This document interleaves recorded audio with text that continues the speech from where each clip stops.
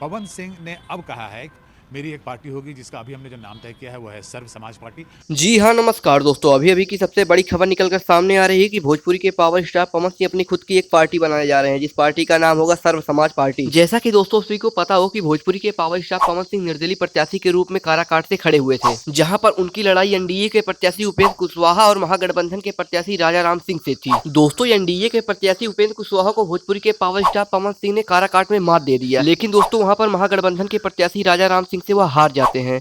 लेकिन दोस्तों निर्दलीय होने के बाद भी भोजपुरी के power star Pawan Singh 2,75,000 vote लेके आते हैं और एनडीए के प्रत्याशी उपेंद्र कुशवाहा को हरा भी देते हैं। दोस्तों पावर स्टार पवन सिंह ने कहा है कि वो आने वाले एक हफ्ते के अंदर अंदर अपनी एक खुद की पार्टी बनाएंगे, जिस पार्टी का नाम होगा सर्व समाज पार्टी। दोस्तों पावर स्टार पवन सिंह ने यह भी कहा है कि आने वाले विधानसभा के चुनाव में यह पार्टी चुनाव भी लड़ेगी और यह चुनाव वहीं से लड़ेगी जहां पर स्वर्ण समाज के लोग ज्यादा होंगे। दोस्तों भोजपुरी के पावर स्टार पवन सिंह संगीत को छोड़ राजनीति में अपना दिल लगा चुके हैं और आने वाले चुनाव में भोजपुरी के पावर स्टार पवन सिंह अपना सिक्का भी जमा लेंगे। वैसे दोस्तों आपको क्या लगता है, क्या आने वाले विधानसभा के चुनाव में भोजपुरी के पावर स्टार पवन सिंह निकल पाएंगे? नहीं, कमेंट करके जरूर बताइएगा और साथ ही चैनल को सब्सक्राइब भी कर लीजिएगा। मिलते हैं अगली वीडियो, तब तक के लिए धन्यवाद।